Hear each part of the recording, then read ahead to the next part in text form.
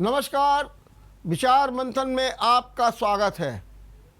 दुनिया ही क्या, अपने भारत में भी तालिबान की सियासत गरमाई हुई है और उसी दौर में उत्तर प्रदेश समेत 5 राज्यों में चुनाव का बिगुल बज चुका है।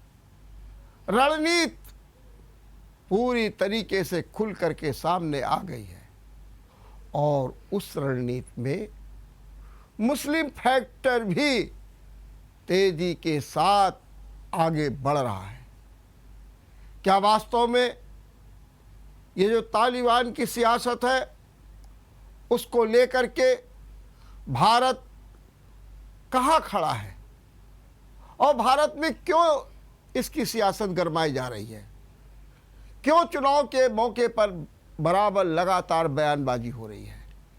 आज इसी पर चर्चा करेंगे और इस चर्चा में हमारे साथ हैं जाने माने मुस्लिम एक्सपर्ट, इंडियन नेशनल कांग्रेस के अध्यक्ष और साथ में मुस्लिम पर्सनल लॉ बोर्ड के वरिष्ठ सदस्य मोहम्मद सुलेमान जी।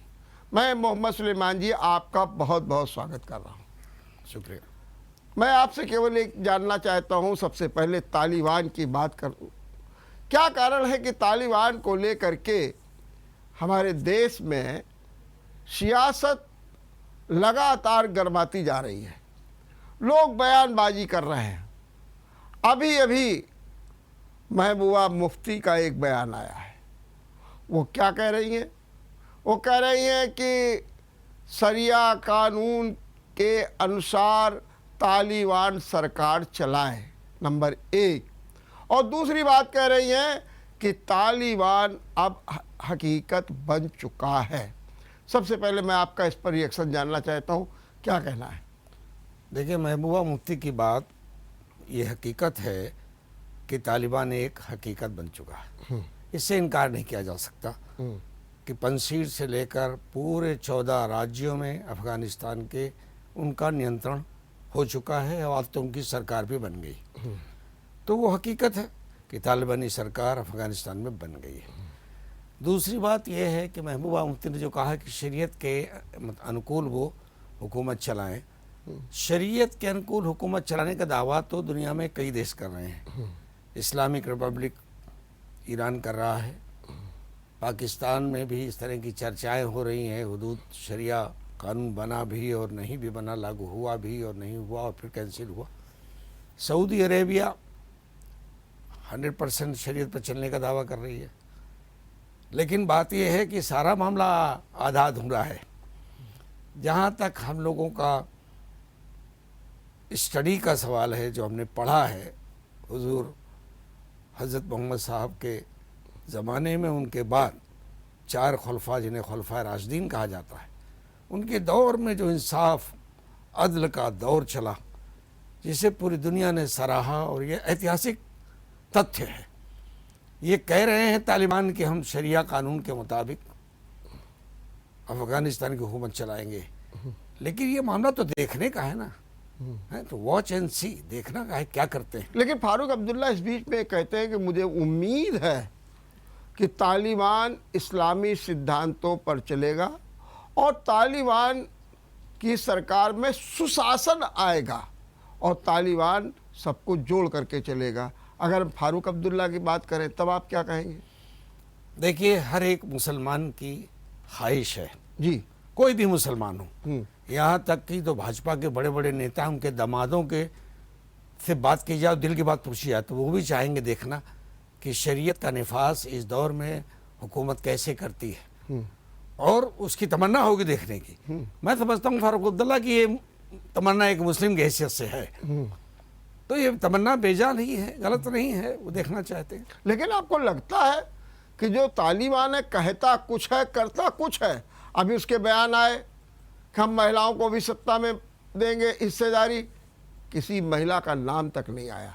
यह भी कहा जाता है कि अब महिलाओं को पहले से ज़्यादा सुख सुविधाएं मिलेंगी, लेकिन एंकर जब वहाँ बैठता है तो उसके पीछे जो बंदूकधारी लोग खड़े होते, तो बोलता कुछ है, हकीकत कुछ है, और उसके पीछे चलता है पाकिस्तान।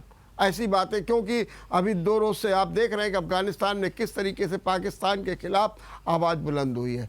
तो क्या आपको लगता है कि तालिबान से जो उम्मीदें फारूक जी कर रहे हैं या कोई और कर रहा है या भारत का आम मुस्लिम कर रहा है, वो पूरी होंगी?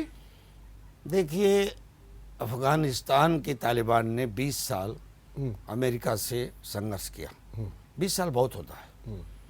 एक जवान जो युवा था, टीनेजर था, वो वयस्क हो गया, वयस्क बूढ़ा हो गया, और जो बुजुर्ग थे दुनिया से रुखसत हो गए। कुछ शहीद हुए, कुछ नेचुरल मौत, स्वाभाविक मौत से दुनिया से रुखसत हो गए। इसलिए तालिबान का अभी तक का जो किरदार है, जो करेक्टर है, वो जंगजू एक सुपर पावर से लड़ने का है, ये आया है। शासन सत्ता तो आज संभाली है उन्होंने, और 2-3 दिन से हम लोग देख रहे हैं मीडिया में कि बच्चियां कॉलेज जाने लगी हिजाब में।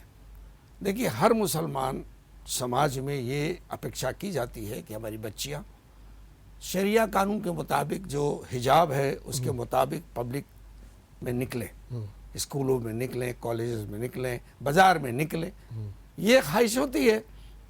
और इसी में जो इस्लामी शरिया के मुखालिफ लोग हैं वो वावेला करते हैं। वो इसको कहते हैं गुलामी में डाल दिया, इसको कहते हैं पर्दे के पीछे ढक के दिया, वगैरह वगैरह। तो भाई देखिए, हर देश की और मजहबी धार्मिक गिरोह की, समूह की एक अपनी संस्कृति होती है। इस्लाम की संस्कृति ये कहती है कि हमारी बहनों की इज्जत आबरू महफूज रहे, इसलिए उनको हिजाब में रहना चाहिए। तो स्कूल में जाने लगी बच्चियाँ, सर्विसेज में, जिम्मेदारियों में वापस आने लगी बच्चियाँ। जहाँ तक हुक्मरानी का पूरा जो जिम्मेदारियाँ देने का आया है मामला, अभी मेरी नज़रों से पूरा नहीं गुजरा है। प्रेसिडेंट का आ गया है, वज़ीर आज़म का आ गया है, वज़ीर ख़ारजा का आ गया है, आया है। ये मैटर देखने का है, क्योंकि मैं जब 1991 में ईरान गया जी, तो ईरान में मैं सरकारी मेहमान था, और एक सेशन जो वहाँ के कॉन्स्टिट्यूशन में सेशन था, उसकी सदारत की ईरान इस्लामिक रिपब्लिक ईरान की चीफ जस्टिस जो लेडी थी, पूरे हिजाब में आई वो, और पूरे 3 घंटे के सेशन के उन्होंने प्रेसाइड किया, सदारत की। तो अफगानिस्तान क्या कैसे करेगा ये देखा जाएगा, देखेंगे हम। इसलिए अभी से कुछ कहना, को राय देना मुनासिब भी नहीं है, और किसी जिम्मेदार के लिए अभी जल्दबाजी में कोई राय नहीं देनी चाहिए। लेकिन अगर मैं बात करूं कि एक और आज भी तालिबान का बयान आया कि कश्मीर में हम कोई दखलंदाजी नहीं करेंगे। ये भी कहा जाता है कि वो जो हमारी परियोजनाएं हैं 10 अरब डॉलर की, उनको पूरा कर ले, हम अपनी ज़मीन का इस्तेमाल नहीं होने देंगे विरोधी में। और दूसरी ओर जब वो न्योता देता है तो नेता जो अपनी सरकार के समारोह का, उसमें पाकिस्तान, चीन, रूस, तुर्की, कतर और ईरान शामिल होते हैं। तो भारत को कोई तवज्जो नहीं जाती है, और बल्कि कभी कभी बीच में ये भी आता है कि पाकिस्तान और चीन दोनों मिलकर के यूज़ कर रहे हैं, बल्कि जो इकोनॉमिक कॉरिडोर है उसमें भी तालिबान अपनी हिस्सेदारी। ऐसी स्थिति में क्या लगता है कि भारत के लिए ये जो तालिबान की सत्ता आ रही है वो कहीं अनुकूल भी है? ये बहुत रेलेवेंट सवाल है, हाँ, हमारे देश के मामले में। जी देखिए, कोई जब सरकार अस्तित्व में आ जाए तो हमारी सरकार, भारत की सरकार, जिसको मैं फासिस्ट सरकार मानता हूँ, बहैसियत एक इंडियन सिटीजन के, मैं इस वक्त की सरकार को फांसीवादी सरकार, विचारधारा वाली सरकार मानता हूँ। लेकिन जब अंतर्राष्ट्रीय मामलों का मसला हो तो इस फांसीवादी सरकार को भी फांसीवादी एजेंडे के तहत विचार नहीं करना चाहिए, बल्कि इंटरनेशनल जो डिप्लोमेटिक रिलेशंस के नाम से सिद्धांत हैं, उसके आधार पर हमें तालिबानी सरकार या अफगानी सरकार से को इंगेज करना चाहिए था। हमने गलती की है। हमने गलती ये की है कि हमने स्वतः अपनी तरफ से एक निर्णय ले लिया कि वो भारत सरकार के खिलाफ होगी, और आरएसएस के और ये विचारक जो बैठे हुए हैं आईटी सेल में भाजपा सरकार के, इन सब ने एक अपने अपने स्टूडियो में एक जंग छेड़ दी बिला वजह। और जंग छेड़ने की जब बात होती है या किसी देश के बारे में गलत प्रोपेगेंडा करने की बात होती है, तो वो तो देश जिसके बारे में प्रोपेगेंडा करते हैं, सही है गलत, वो देश भी अपना मंथन करता है, अपना डिप्लोमेटिक डिसीजन लेता है।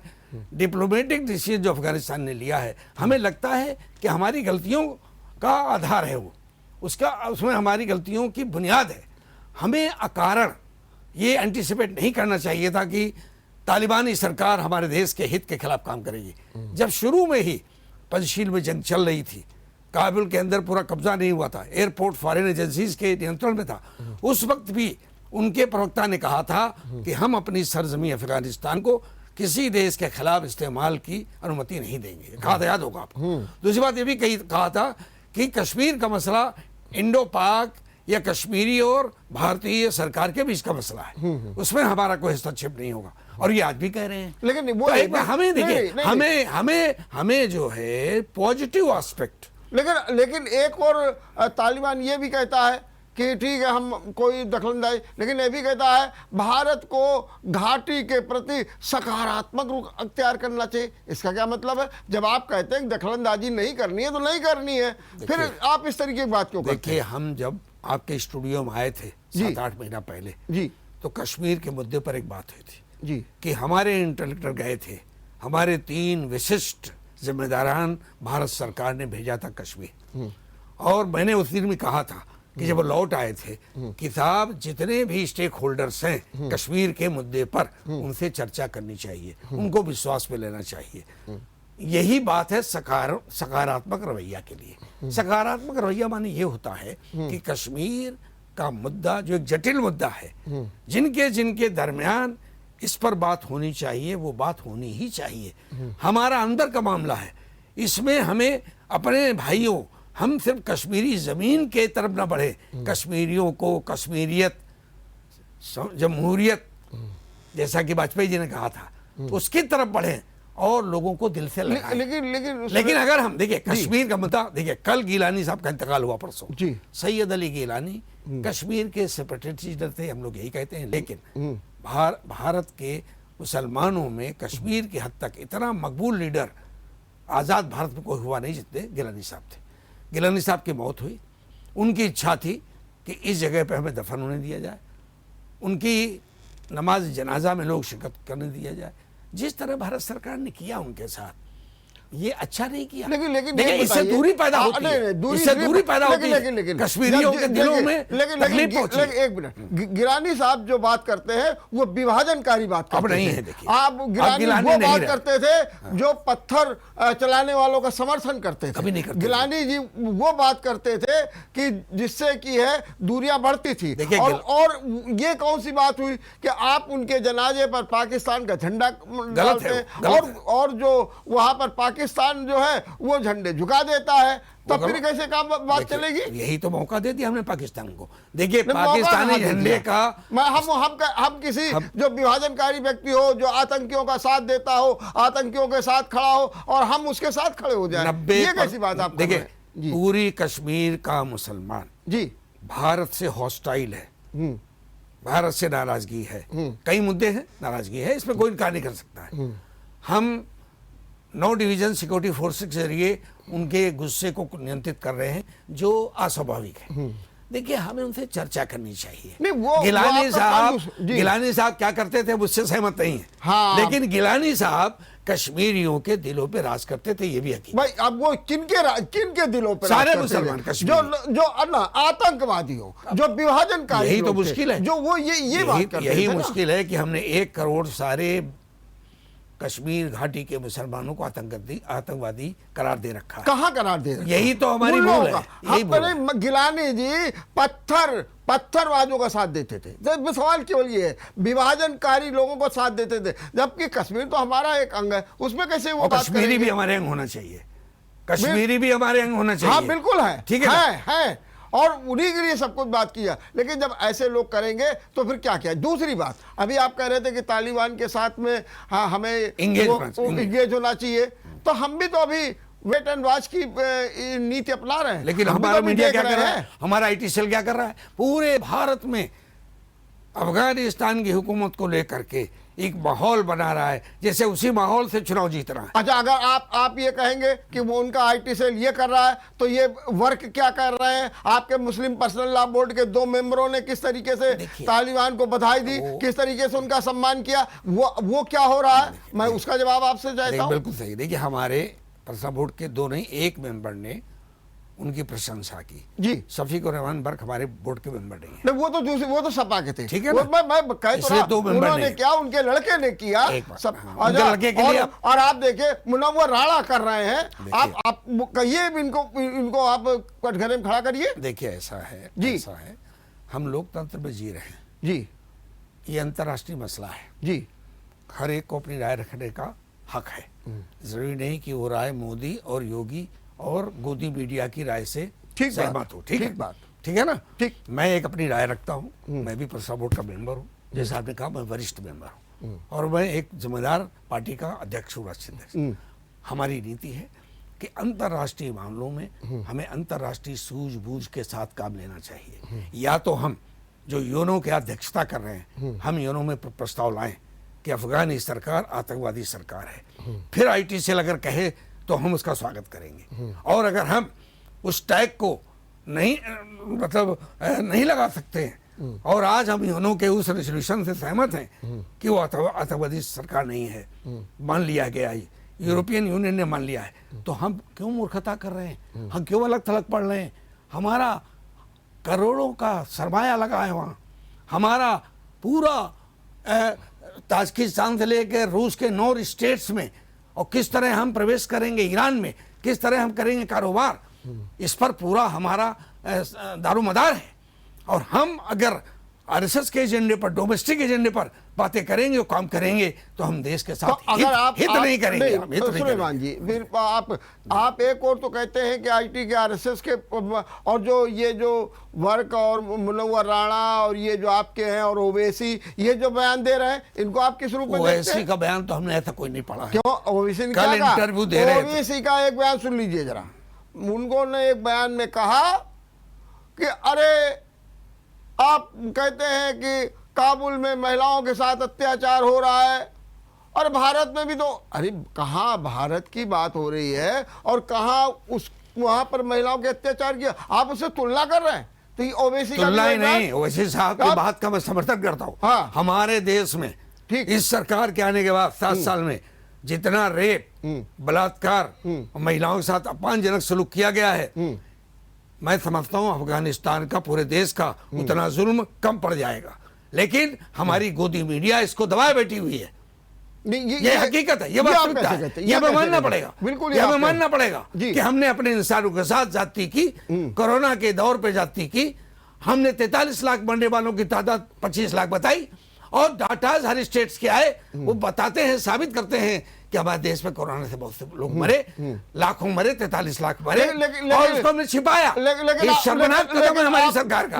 शर्मनाक कदम है। ये तो आपका आरोप है कि छिपाया हमने। ये तो आपकी बात हो रही है। छिपाया हमने नहीं कहा। हम कैसे हम नहीं कह रहे हैं, कौन हमने नहीं कहा। कौन हर स्टेट्स के डाटा जो सुप्रीम कोर्ट में आए, जिसमें सुप्रीम कोर्ट को कहना पड़ा कि मुआवजा दिया जाए, और ये डाटाज है, इसमें सरकार एफिडेविट लगाए, काउंटर, सरकार ने एफिडेविट लगाया, लेकिन आईटी सेल कहता रहा कि ये गलत है, ये गलत है, ये गलत है। आप बार बार आईटी सेल को तो कहते हैं, इसलिए कहते हैं कि और आप, मैं बार बार कहता हूं कि आप मुनव्वर राणा कुछ नहीं कहते, अरे भाई, मुनव्वर राणा व्यक्ति है। आप मुस्लिम पर्सनल लॉ बोर्ड के मेंबर को कुछ नहीं कहते, जो इन लोगों की तारीफ करते हैं, इनकी आप बात ही नहीं करते। नहीं, हमने आप कहिए कि आईटी सेल, आप आईटी सेल शासक दल का एक बाकायदा इंफॉर्मेशन मैनेजमेंट का सेल है। लेकिन और ये क्या मुनव्वर राणा व्यक्ति है, हाँ। सलमान हसनी नदवी व्यक्ति हो, हाँ। या सजाद वानी साहब व्यक्ति है। हाँ।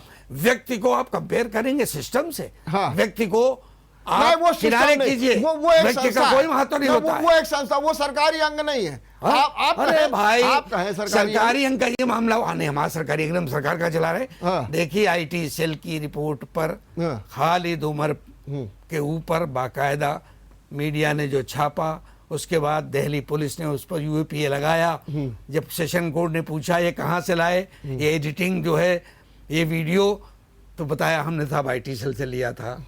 आईटी सेल ये कर रहा है जो दुनिया आप देख रही है, और आईटी सेल का कुकृत्य जो है वो छिपाया नहीं जा सकता है। जिस तरह विभाजनकारी कार्रवाइयां आईटी सेल के माध्यम से हो रही हैं, ये देश के लिए बहुत अहितकर है। ये भारतीय समाज को मान लेना चाहिए, अपने राष्ट्रीय हित में क्या होना चाहिए इसके प्रति सजग हो जाना चाहिए, ये मैं कहता हूँ। चलिए, मैं आपसे एक बात और भी ये जानना चाहता हूँ। बार बार ये प्रयास होते हैं कि भारत में हिंदू मुसलमान सब एक हो जाएं, सब एक हो जाएं, और लगातार ये हमारी सरकार भी कह रही है कि हम तो देखिए सबको साथ लेकर के चल रहे हैं। यही कहती है जब योजनाओं का लाभ होता है हम सबको साथ देते हैं, फिर उसके बावजूद फिर इस तरीके की बातें क्यों होती हैं? क्यों नहीं हम लोग देश में एक होकर के बात करते हैं? क्या आप चाहते हैं कि जैसे तालिबान कर रहा है, तो क्या अब ये मुसलमानों में ये भय पैदा नहीं होगा कि अरे हमारे ही लोगों में एक ऐसा संगठन खड़ा है जो हमारे ऊपर अत्याचार कर रहा है? तो ऐसी स्थिति में क्या कहा जाएगा मुसलमान? ये सही है, हाँ, कि भारत में जो 7 साल से सरकार है उसके संरक्षण में मॉब लिंचिंग हुई है, हुजूमी तशद्दुद हुआ है, और मॉब लिंचिंग करने वाले अपराधियों का स्वागत मंत्रियों ने किया। दलितों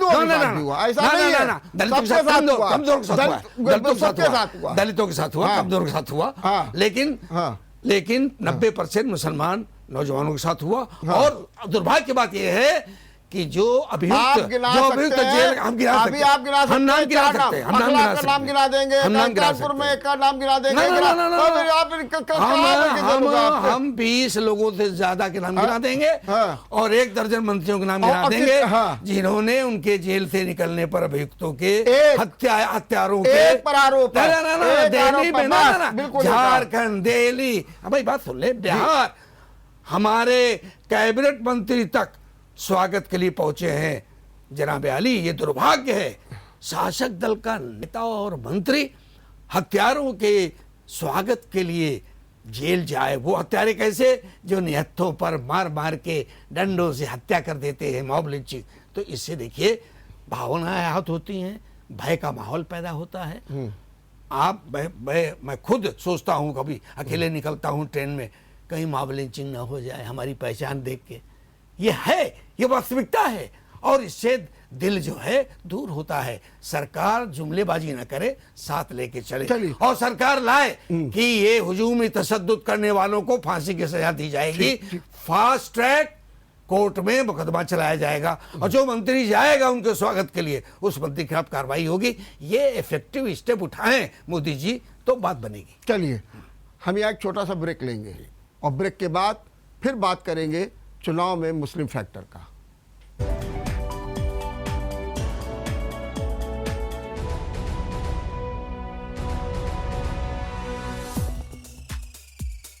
स्पेस मून सिटी झांसी, प्राकृतिक वातावरण में वैभवपूर्ण जीवन शैली का अनुभव। 24 एकड़ की township, independent Vilas, 2, 3 and 4 BHK flats, 100 possession. Beautiful, lush green garden, club with swimming pool, shopping complex, gated complex, 24/7 power and water supply, high-tech security with CCTV. Easy home loans available from SBI Bank, Axis Bank, ICICI Bank, LIC, HFL Housing Finance. Contact at 8604422708 9451199505.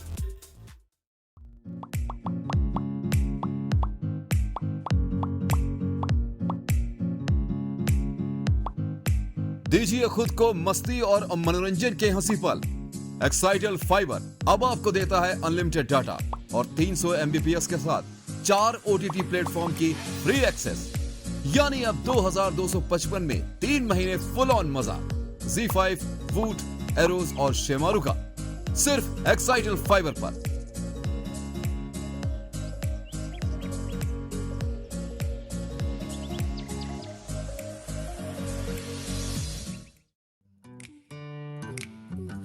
ये कैसा जुनू है, ये क्या खुशबू है,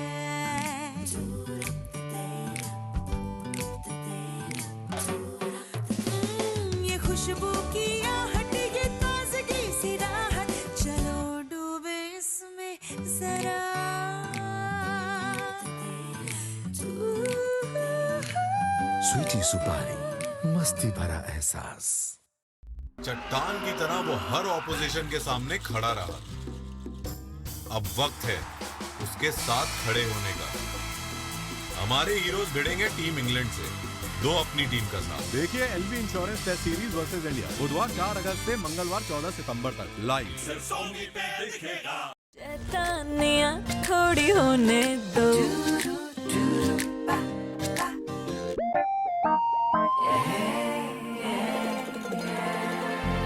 ये तो इनके रोज का काम है और मेरे इस मुश्किल काम को आसान बनाता है विदिशा डिटर्जेंट पाउडर। इसका मल्टी एंजाइम फॉर्मूला दाग धब्बे निकाले प्यार से और रखे कपड़ों का रंग और चमक बरकरार। विदिशा डिटर्जेंट पाउडर और केक अब चमकिए प्यार से।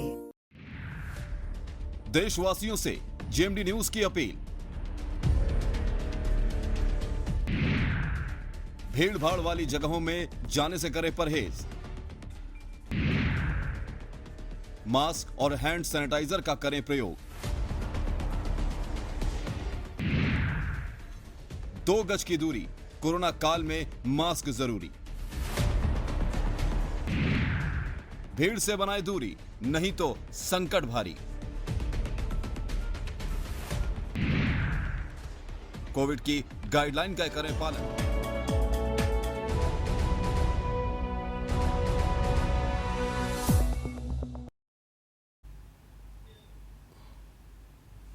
ब्रेक के बाद आपका एक बार फिर स्वागत है। हम अब चर्चा करेंगे चुनाव और चुनाव में मुस्लिम फैक्टर्स की। मैं सुलेमान जी आपसे जानना चाहता हूँ, ओवैसी ने उत्तर प्रदेश में एंट्री कर दी, कह रहे हैं कि 100 सीटों पर चुनाव लड़ेंगे। उनका एक ये भी कहना है कि अब तक मुसलमान वो बसपा सपा और ख़ास तौर से उन्होंने सपा के लिए कहा कि उनको नेता मानता रहा, उनके साथ जुड़ा रहा, और आज स्थिति ये हो गई है कि नौकरी देना तो मुसलमानों को दूर रहा, एक चपरासी भी नहीं बना पाए। ऐसी स्थिति में आज मुसलमान स्वयं अपने को जिताएगा और अपना खुद प्रतिनिधित्व करेगा। इस बारे में आपका क्या कहना है? देखिए ओवैसी जी क्या कह रहे हैं इस पर तो मैं कुछ नहीं कहूँगा। लोकतंत्र में हर व्यक्ति को अपनी राय रखने का, अपने संगठन को कहीं भी उतारने का अधिकार है। लेकिन उत्तर प्रदेश की राजनीति से मैं जुड़ा हूँ 56 साल से, 65 से जुड़ा हूँ। सन 1967 में जब पहली बार दलितों, पिछड़ों, समाजवादियों और मुस्लिम मजलिस की मिलीजुली एक सत्ता आई थी जिसमें कांग्रेस संवित सरकार चौधरी चरण सिंह कांग्रेस को तोड़कर 30 MLA तोड़कर लाए थे, हमारे मुख्यमंत्री बने थे। जी जी। उस समय मुसलमानों ने महसूस किया था कि सरकार में हमारी भी कोई बात चलती है, मुख्यमंत्री जी हमारी भी बात सुनते हैं, और प्रतिनिधि मंडल मिलना चाहता था तो मिल जाया करता था। कांग्रेस ने सरकार चलाई 35 साल तक यूपी में। वो 2.5-3 साल छोड़ दीजिए, फिर इमरजेंसी के बाद। लेकिन सही बात है कि कांग्रेस की सरकार में भी मुसलमान मिनिस्टर तो होते थे, लेकिन मुसलमानों को ये नहीं एहसास हो पाया कि सरकार में हमारी भी कोई बात चलती है, हमारी भी बात सुनी जाती है। ये वास्तविकता है। इसके बाद सपा बसपा की सरकारें आई, मिनिस्टर बने, मुस्लिम मिनिस्टर बने, बड़े बड़े पदों पर रहे, लेकिन मुस्लिम समाज में विश्वास पैदा नहीं हुआ कि हम भी हुकूमत के हिस्सेदार हैं, पार्टिसिपेंट है, प्रतिभागी हैं। ये वास्तविकता है। इसी का फायदा जाहिर उठा रहे हो, कोई भी आएगा तो यही बातें करेगा। अब वो जो मेन स्ट्रीम पार्टियां हैं, खासतौर पर माननीय अखिलेश जी हैं, पढ़े लिखे आदमी हैं, प्रबुद्ध हैं, बड़ी बड़ी विश्वविद्यालयों में शिक्षा पाई है, उन्हें रिव्यू करना चाहिए कि क्या 5 साल जो बगैर किसी शिरकत के हुकूमत चलाई, तो वो हुकूमत सभी की थी या यदुवंश की थी।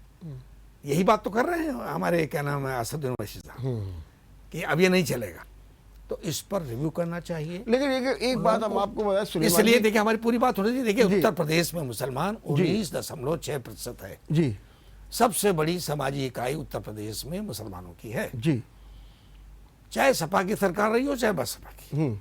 लेकिन प्रतिनिधित्व जो मिलना चाहिए था उनको तमाम पदों पर, राज सत्ता में माने आप वो खाली नहीं मिला। सत्ता वो के नहीं भागीदार मिला, की- वो नहीं मिला। नहीं मिला, ठीक। ये बात है। नहीं, सुलेमान जी एक बात मैं आपसे कह रहा हूं, अगर आप देखिए तो कांग्रेस, बसपा, सपा इसी कारण तो बिल्कुल एक किनारे लग गई, तुष्टीकरण तुष्टीकरण तुष्टीकरण कर करके और हिंदू मुस्लिम कर करके सब कुछ कर दिया गया, तो इनको तो खामियाजा बेचारों को भुगतना पड़ा।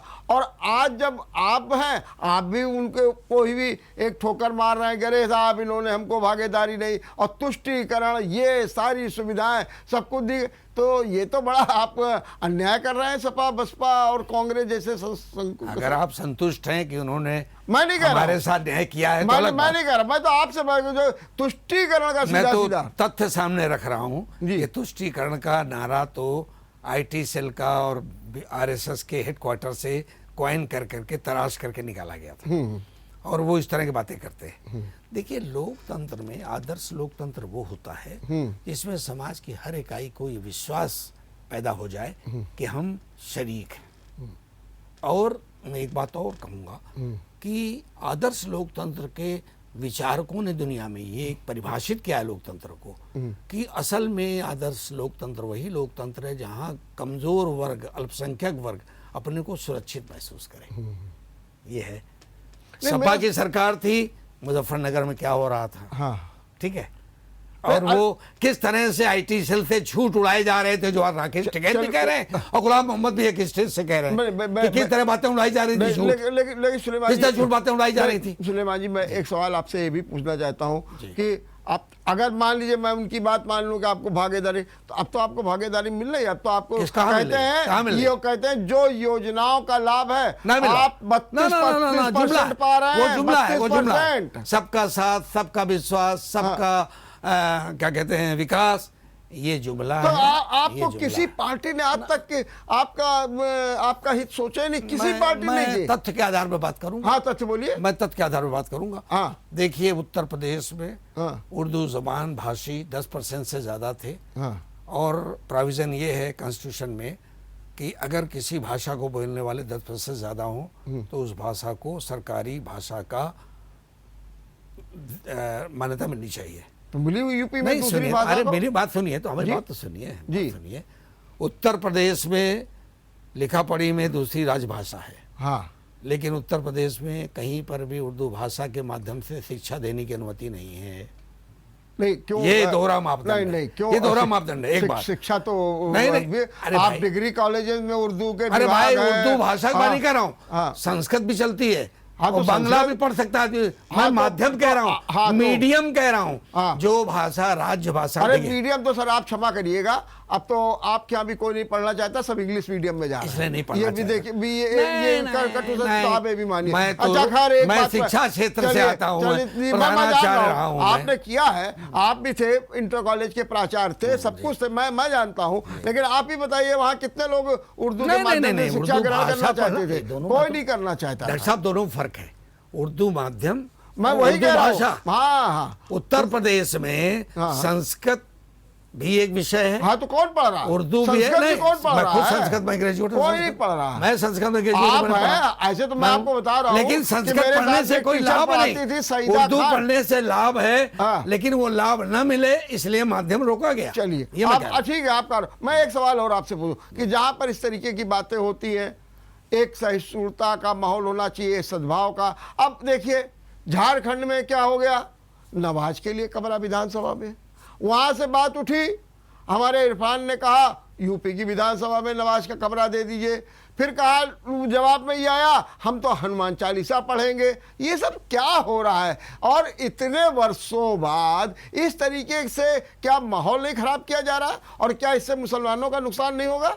देखिए, ऐसा है जी, हनुमान चालीसा पढ़ने का पूरा अधिकार है, जितना चाहे पढ़ें, किसी वक्त पढ़ें। नमाज का वक्त तय होता है, सेशन चल रहा है।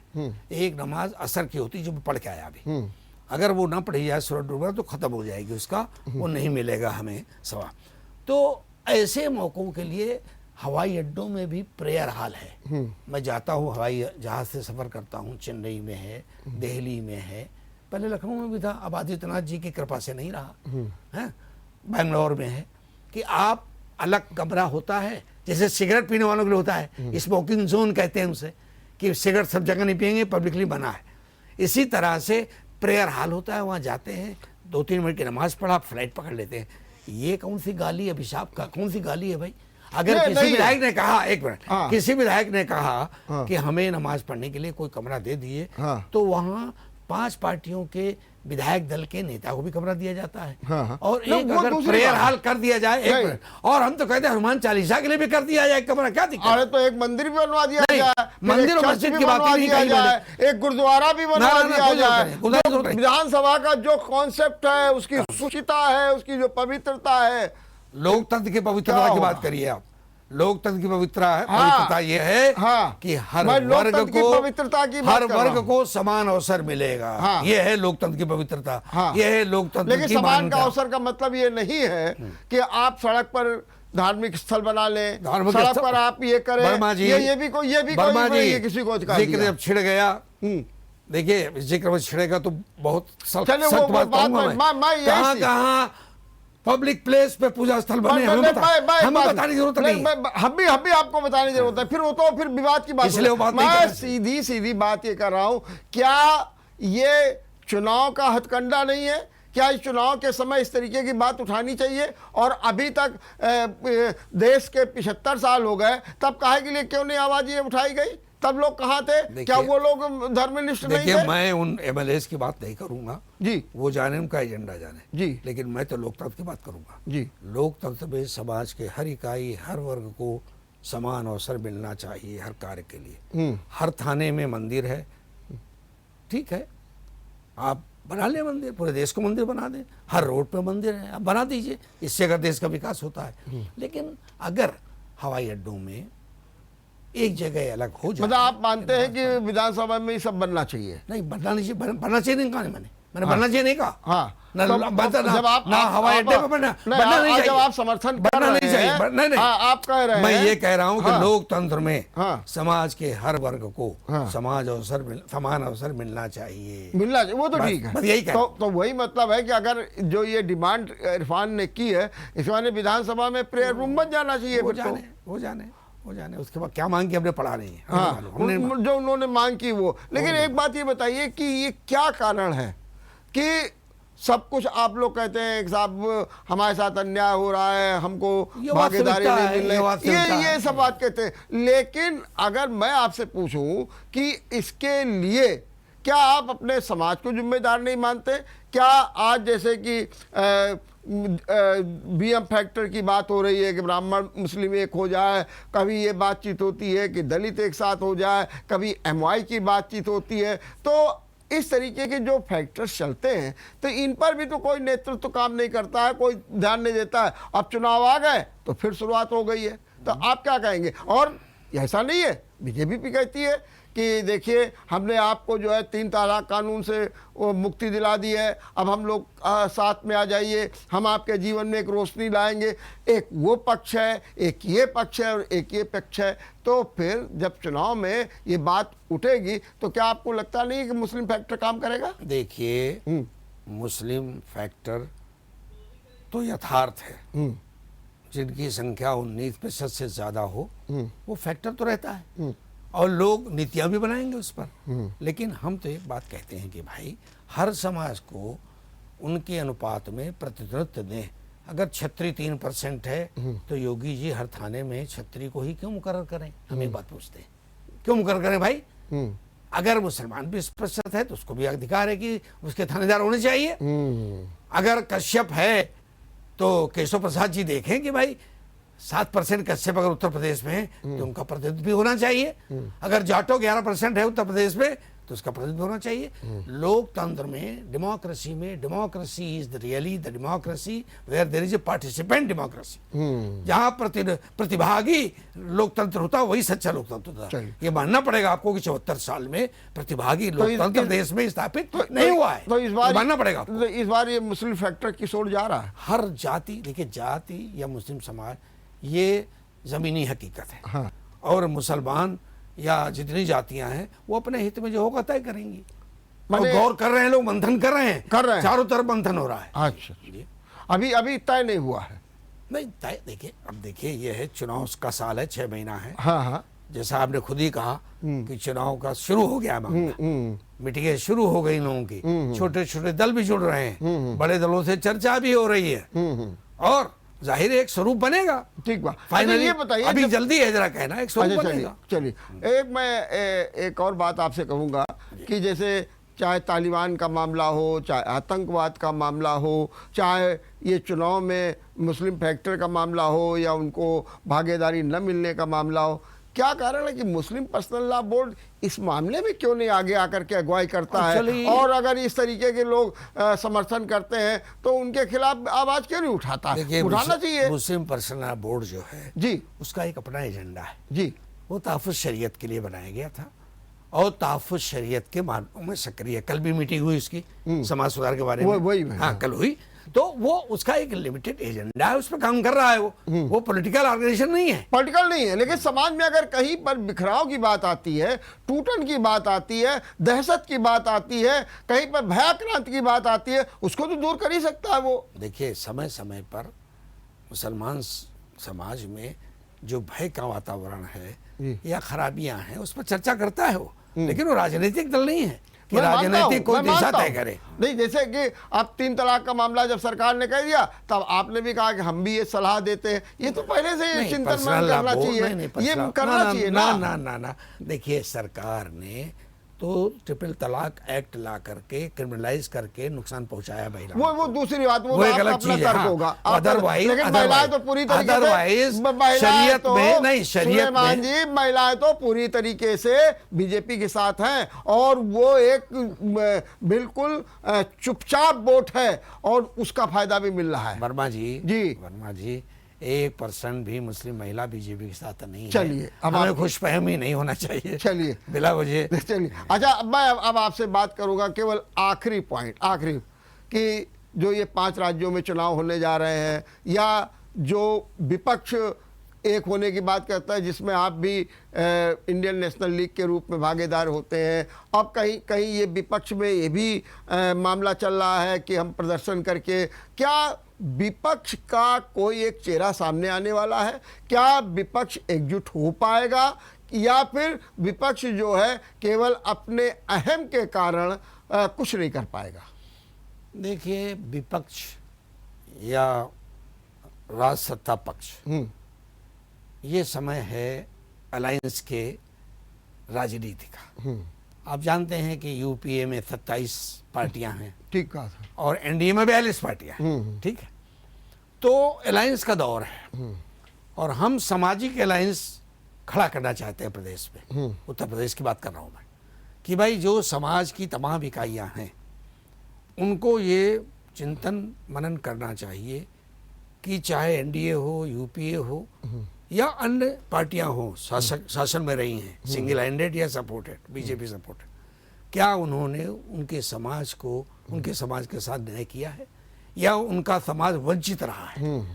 इस पर लोगों की तवज्जो हो रही है, ध्यान आ रहा है और इस पर चर्चा भी हो रही है कि नहीं था, समाज को जो मिलना चाहिए था 74 साल वो नहीं मिला। चलिए, कुछ नेताओं को मिला है, कुछ नेताओं को मिला है। आप मान रहे हैं कि विपक्ष एक हो रहा है, कोशिश हो रही है कि समाज का गठजोड़ बन जाए। चलिए, समाज का उसका चेहरा कौन होगा? चेहरा तय कर लेंगे, अभी चेहरा तय नहीं है, बहुत जल्दी है। बहुत अभी तो जल्दी। पहली 2 सितंबर को हम बैठे मुरादाबाद में, अच्छा, और फिर 11 को बैठेंगे, 12 को बैठेंगे, हाँ। और फिर पूरे यूपी का भ्रमण करने जा रहे हैं। उसे ममता बनर्जी से अपेक्षा ज्यादा है, शरद पवार ममता भी है। बनर्जी दूसरे प्रदेश की महिला हैं, हाँ, अच्छा, अभी आप अपने और प्रदेश की उत्तर बात- प्रदेश में उनके संगठन का कोई आधार अभी तक नहीं है। चलिए, बहुत बहुत लेकिन धन्यवाद। एक पर्सनालिटी है, व्यक्तित्व है। चलिए, बहुत बहुत धन्यवाद सुलेमान जी, आपने बहुत अच्छे ढंग से अपनी बात रखी, बहुत बहुत धन्यवाद। और हमें देखना है कि जो ये 5 राज्यों में चुनाव हो रहा, जो यूपी में चुनाव हो रहा है, उसमें विपक्ष की क्या भूमिका होती है, किस तरीके से मुस्लिम फैक्टर काम करता है, क्या वास्तव में आपकी मुस्लिम जो है समाज स्वयं अपना जनप्रतिनिधित्व करेगा, ये भी एक विचारणीय बिंदु है। देखते रहिए विचार मंथन। नमस्कार।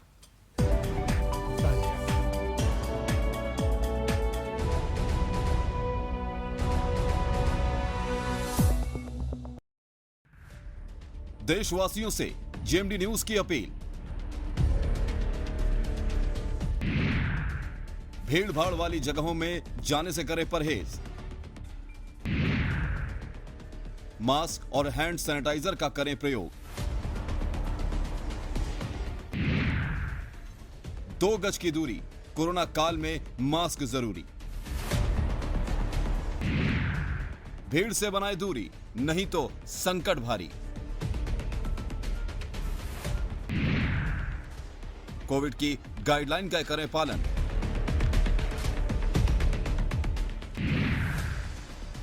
खुद बचें, परिवार को बचाएं, जिंदगी जिएं।